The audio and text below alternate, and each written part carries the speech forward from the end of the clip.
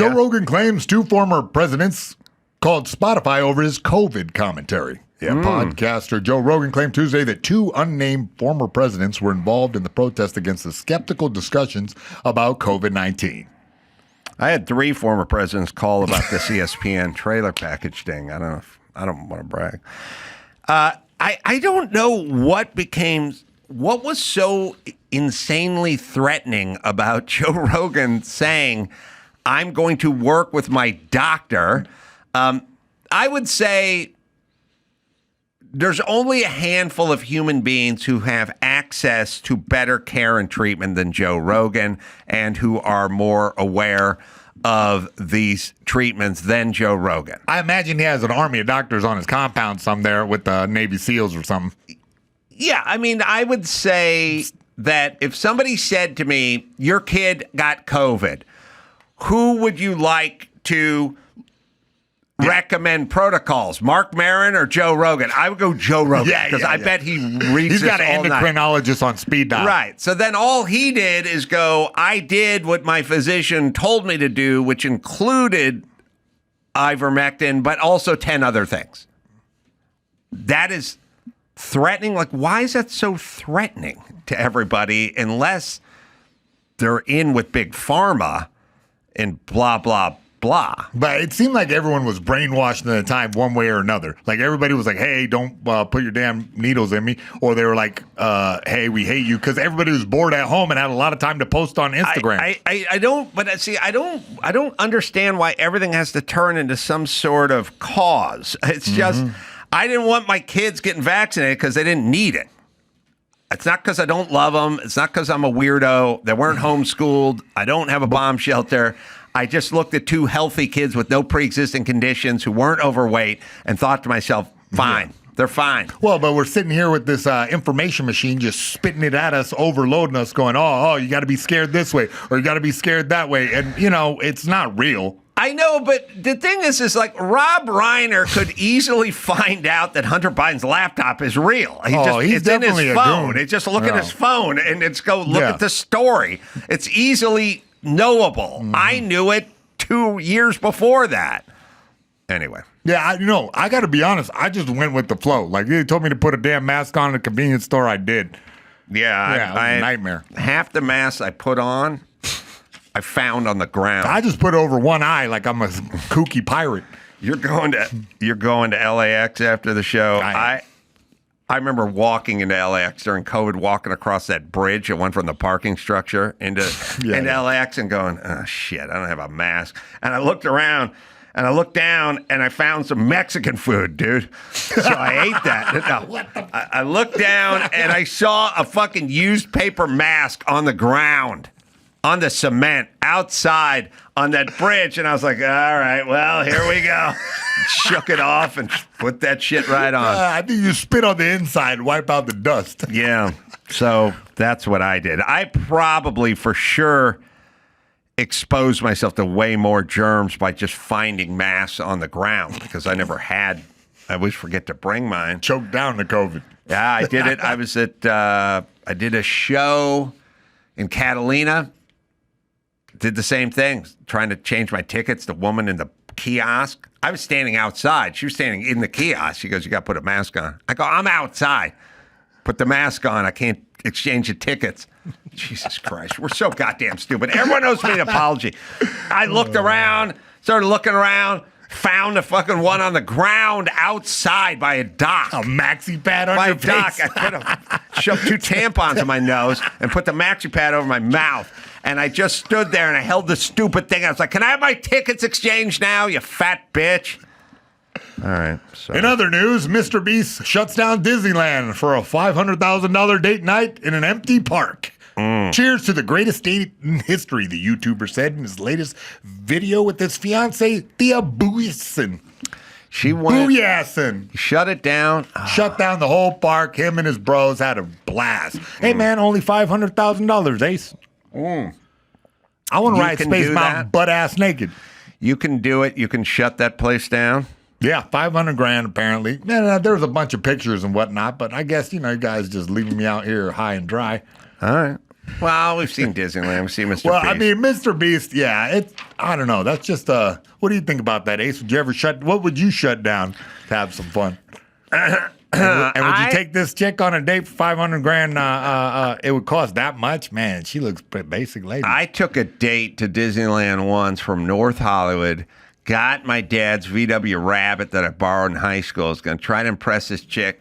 Drove from North Hollywood in a 4-speed VW Rabbit, from 1977. Drove to Anaheim, got out, parked, went to Disneyland, and it was closed because it was fireman's night. You didn't have the internet. I just walked. I was like, all right, turn around, went home. Wait, firemen? The same firemen that dissed you and wouldn't let you because of affirmative action? Probably out celebrating another victory. A bunch of black firemen going to Disneyland? Yep. Laughing at you eating popcorn with mouse ears? Yeah. I wouldn't do it no matter how rich I was because it just feels like a waste, Yeah.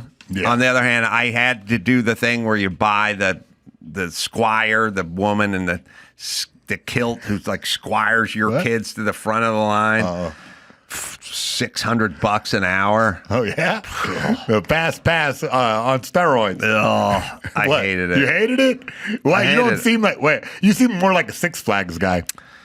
It was $600 an hour, and then at a certain point, like 2 hours in, they're like, let's eat. We're hungry. The kids were like, we're hungry. And then I was like, well, no, we're not sitting and eating for half an hour because that's $300 because she's on the clock. Oh, the kilt lady stands there and watch you whoop down a hot dog? At some point, my ex-wife's up there and she's like buying food and she turns to kilt lady. She goes, you want a water? $13. And the lady's like, yeah, I'll have a. Just don't buy her a water. She's getting $600 an hour. Let her go get her own water. And then when you're done, they're like, you got to tip them. And I'm like, you got to tip them. Why do you have to just give them $3,700 for that? Hey, you got the money, man. Oh, geez, bud. I don't know. I didn't like it. I know. No, you know what? I'm with you. I exactly feel that. That little bit of money, like, hold on to it. All right, let's do another one. Yeah, next up, Candace Cameron.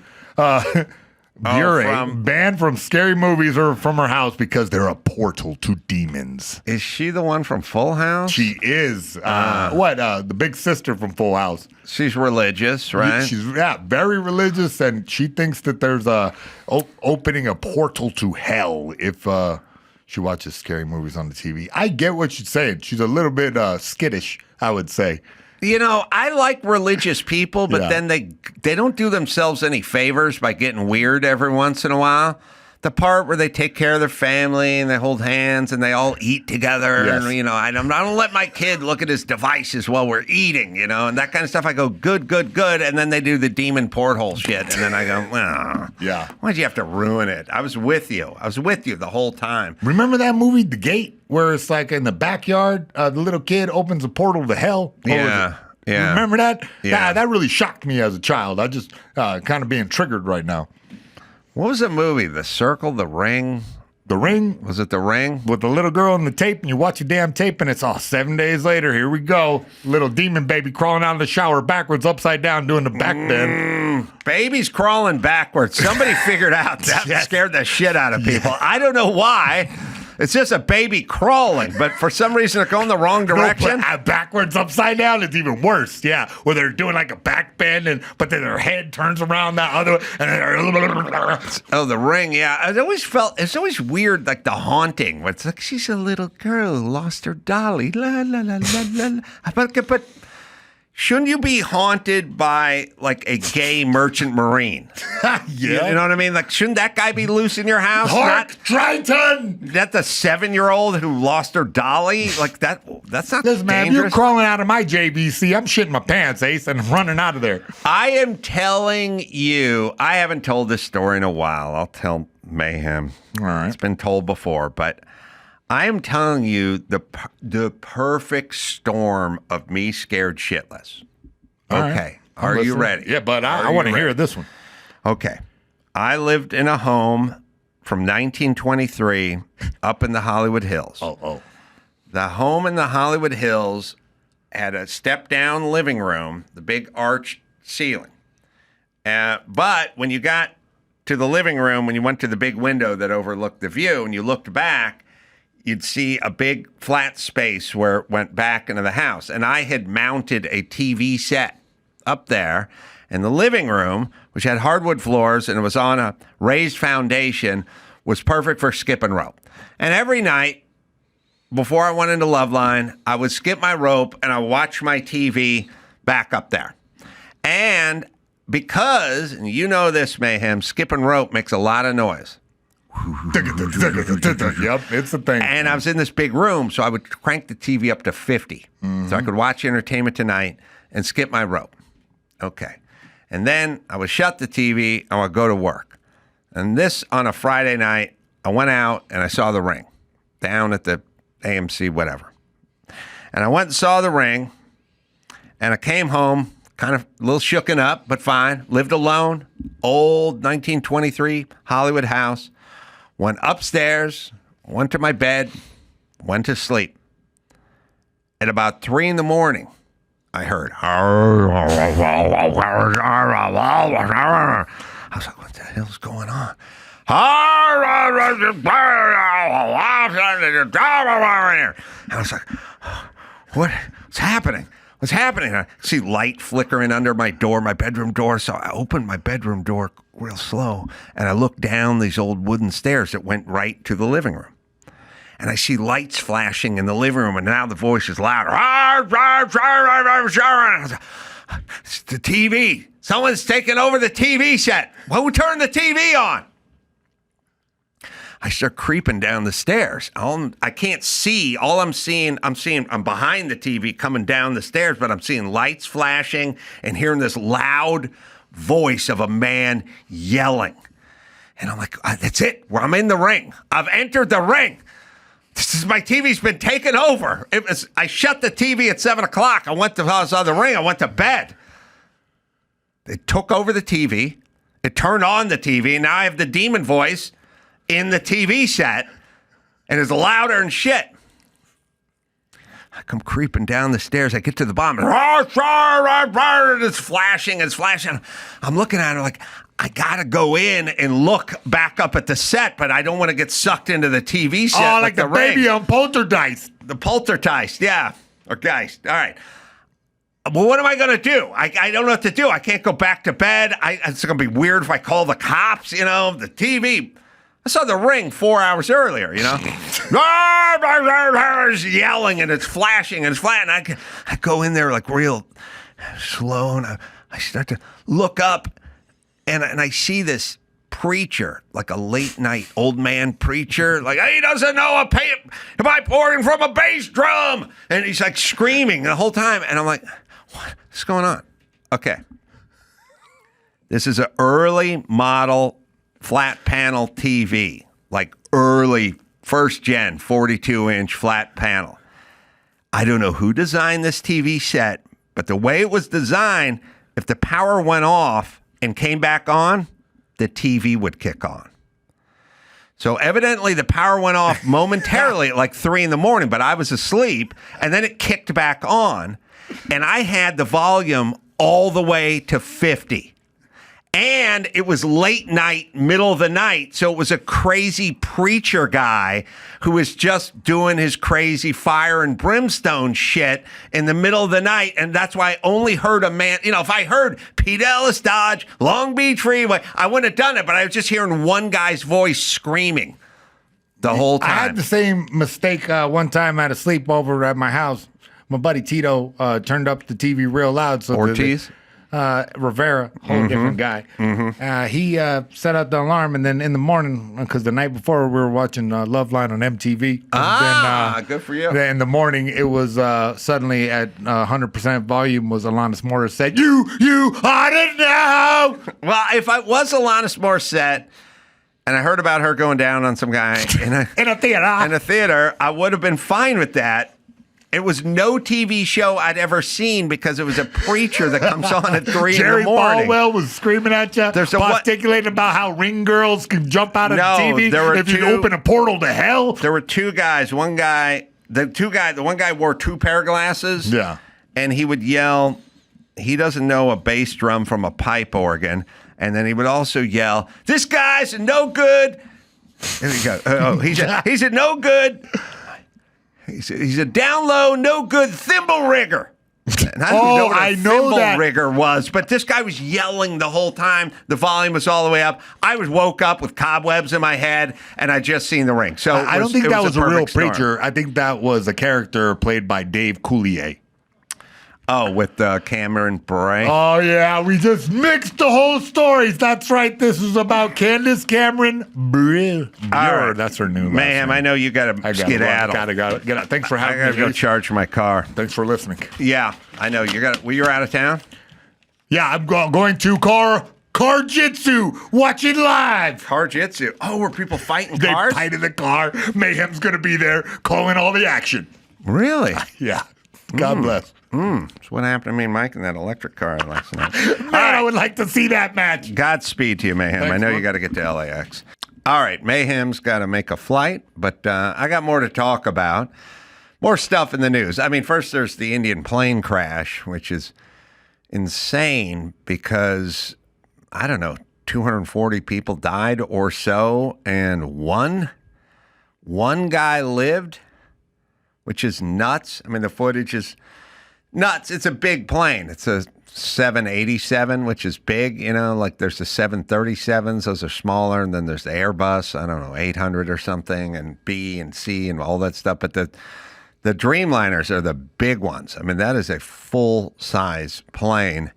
And it looks like it just lost power. I mean, it's also, we take for granted flight. Like, it's amazing. It's an amazing thing that we can just get in an airplane and not really think about it. So appreciate it.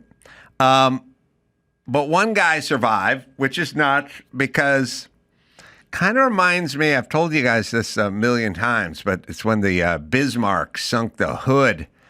The Hood was a naval vessel from England and the Bismarck was German, and the Hood got sunk. And it always stuck with me because I'll screw it up a little, but there are like 1,800 souls on the Hood, which was I don't know if it was a battleship. I think it was a battleship or just, it was a battleship probably. And they went into the water, and I think 2 or 3 guys came out of the water, which is, it's just an insane thing, those kind of odds. So one guy is left out of all these souls and walked away from it. Now, I don't know what you're into. I don't know if you're into the karma or the great magnet or Jesus Christ, but I would keep an eye on this guy because there's something going on. I mean, he's either want to take him to the track or he's going to end up being a pedophile. Like there's something with this guy. Could you imagine if this guy, like, let's just say 11 years from now, just got drunk, got behind the wheel of his car and ran your kid over? How cosmically would you square that? The guy who killed John Lennon, he tried to kill himself years earlier. I mean, that crazy? So the guy, he's living in Hawaii. He goes one day, just parks his car at dawn. At 5 a.m, he's going to sit in his car. He's going to watch the sunrise. He's going to take a garden hose from the tailpipe of his car and put it in there and die of carbon monoxide poisoning. And he passes out, and he's probably going to be dead in 10 minutes. And a surf fisherman shows up, sees the guys in the car, sees the pipe, pulls the pipe out, brings the guy back. Guy's nursed back to health. Then he moves to New York and assassinates John Lennon. So first off, can you picture if Yoko Ono met that guy, the surf fisherman? Like, thanks a lot, bro. Thank you. I mean, literally, John Lennon does not have to be dead. That guy was killing himself, and he was already dying, and somebody saved him. Mark David Chapman, by the way. All right. So the one guy in seat 11A is one guy. That's it. That's the guy who made it. When I first saw footage of the one guy, I thought it was a hoax. Like, I really did. And maybe it is still. I mean, I thought it was like one of those things where the person, is running the Boston Marathon and then cuts across the park and then dumps water on their face like they're all sweaty and then comes out like, oh, man, I just won the Boston Marathon and I'm doughy and white. But it could be a hoax. I don't know. It's a weird hoax. You'd have to be ready for it. I don't know what he was thinking. I mean, look, it's easily done because there's a manifest and he would be on it or not be on it. But either way, it's an incredible story. Also, the other story that I wanted to get into is a woman. The footage is making the rounds, so I think we should just show the black woman who's going to work, and a soy boy and his gal pal are explaining to her why it's more important that they block traffic, I think, in New York than her get to work. She's, the guy's perfect. He looks like Pippi Longstocking. She's yelling. What about my kids? I took my dog today. Then what happens to my kids? I can't help it. But you can if you could just move off the way. You're not going to. How is this a peaceful protest if there's nothing to do? No, it's not. How do y'all as white people feel about stopping a black woman from going to work? Oh, no, not work. All right, pause it for a second. It's funny. But it's also funny that everyone has to, in 2025, break everything down along racial lines. Like, how do you feel the white people stopping black people from going to work? His answer was great. I'm not looking at him. I think he's high. I think he's like rolling on something. This guy seems pretty high. There's a new breed of cat out there, like young dudes who don't really think about work. And work is kind of for suckers and makes you the man or something. And also, if you think about what they're doing, and this is the times we're living in, but this is the problem. Okay, you are protesting something.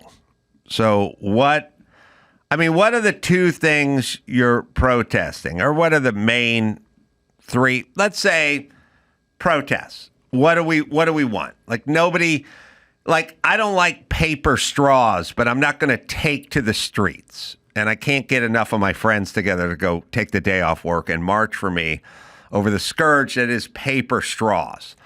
Or I don't like the fact that the Starbucks you have to use a code to go into the bathroom. Otherwise you can't get in. But I'm not going to take to the streets.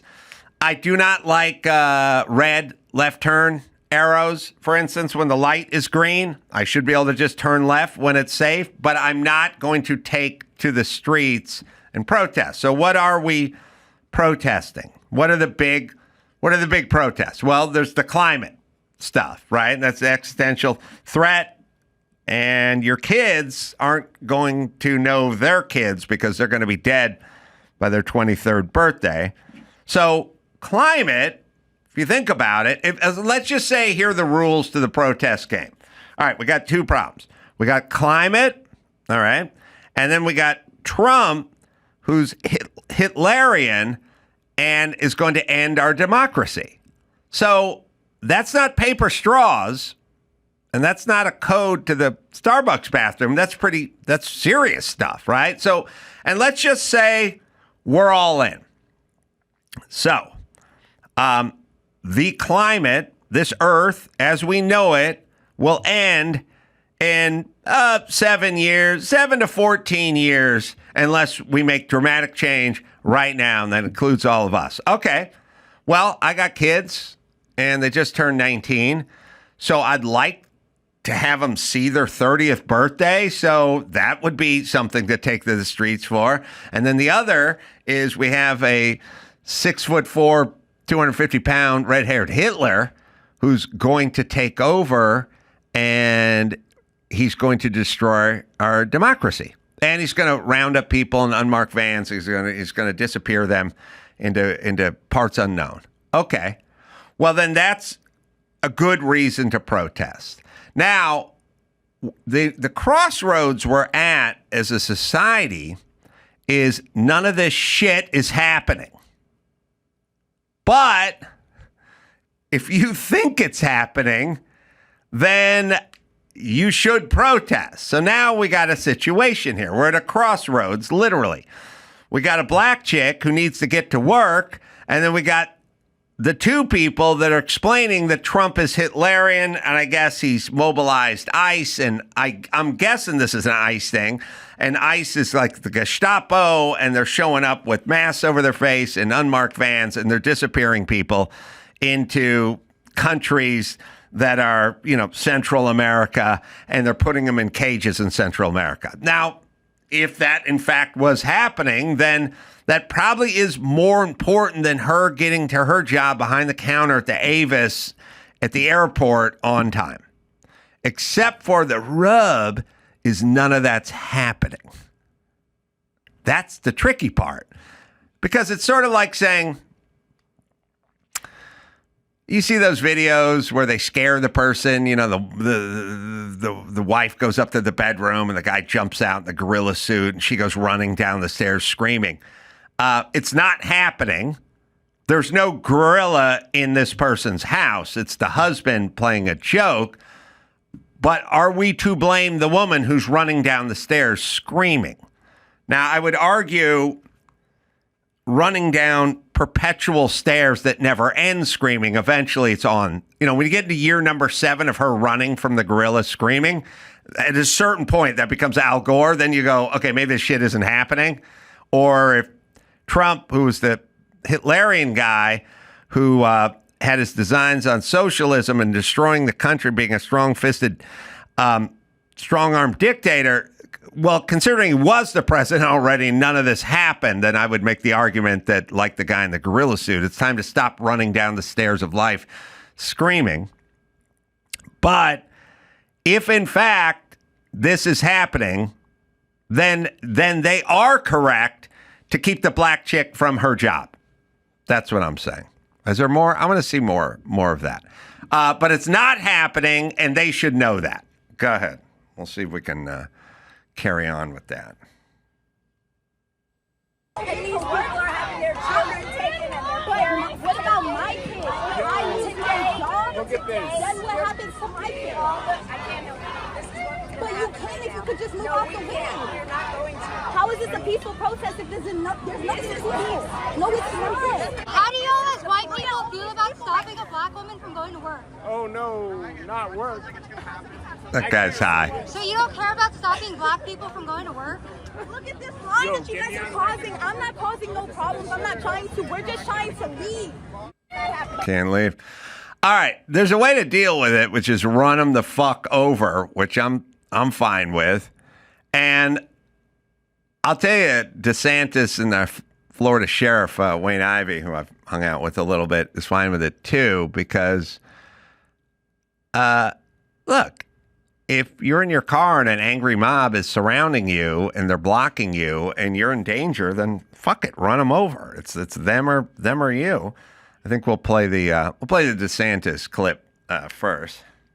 And we also have a policy that if you're driving on one of those streets and a mob comes and surrounds your vehicle and threatens you, you have a right to flee for your safety. And so if you drive off and you hit one of these people, that's their fault for impinging on you.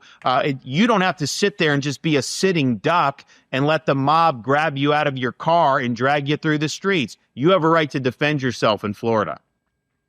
Yeah. Well, yeah, you should. I mean, be nice to hear that in every state. But, yeah, it's so weird, people's relationship with that stuff. The cop car rammed the people. They were jumping on the hood of the cop car. Really?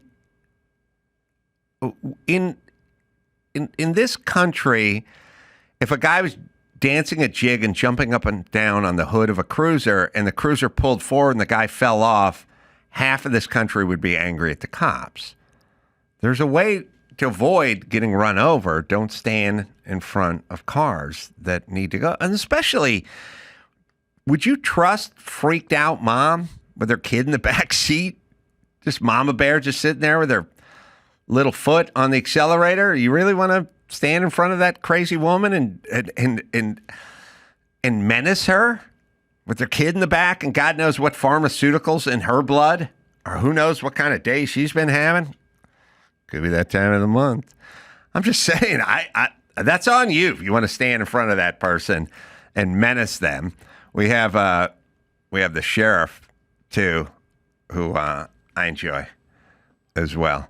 If you flee arrest, you're going to go to jail tired because we are going to run you down and put you in jail.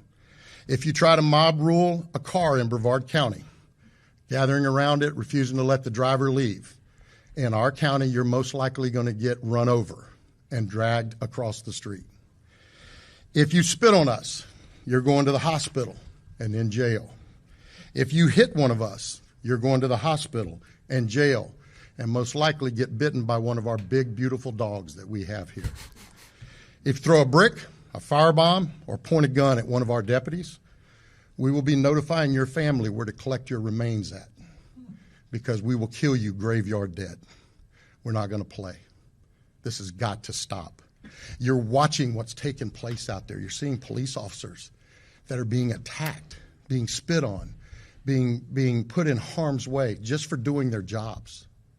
You're seeing ICE agents that are being targeted for doing their jobs. And you're seeing obstructionists that are doing all of this, standing in the way of law and order.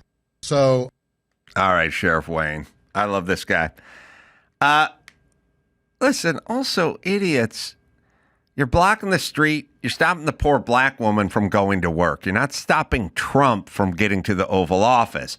You're spitting in the face of the beat cop who's 26, has nothing to do with this. He's getting the minimum, and he's just doing his job. You're not even affecting the people you want to affect. You're affecting, Maxine Waters is there yelling at the National Guard, average age 22 and 4 months. They're just dudes, probably making $800 a month.